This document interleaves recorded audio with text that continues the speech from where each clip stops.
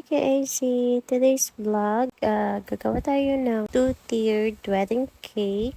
And this is our bestseller na size for our two-tiered cake. Actually, last month pa to yung video na to. Kaso hindi ko po ba ma-upload. Kasi tinatamad ako mag-edit. Ang dami-dami kong ginagawa. So ngayon, kailangan ko na siyang i-upload kasi na-full storage na yung phone ko. So, sayang naman kung hindi ko i-upload to. Anyway, ang size pala ng cake na to is 7x6 na umabot na talaga ng 7x7 kasi sa feeling ng cake.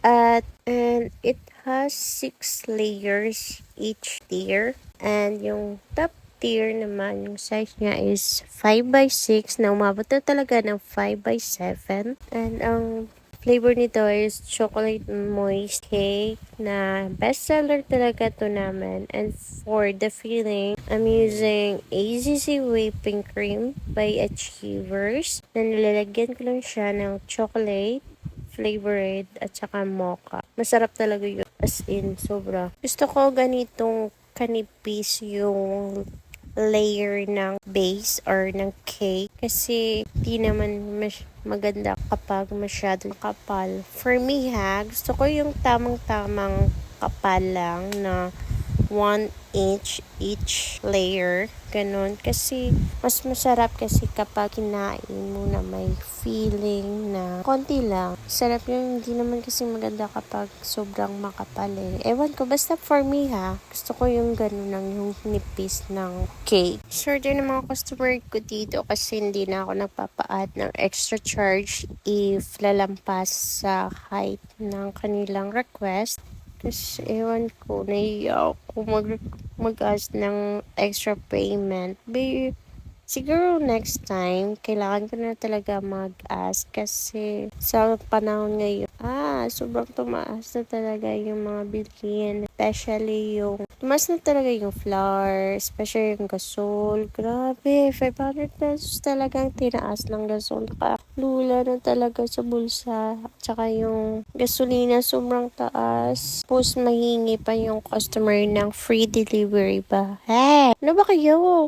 Gusto ko na lang mag-transfer sa manananggal. Pwede ba yun? Pero seryoso sa nangyaring crisis ngayon dito sa atin, hindi ko alam kung paano ko motivate yung sarili ko araw-araw para lang makabangon, para lang hindi malugi, ganun. Kasi nagpapamotivate talaga sa sarili ko yung utang.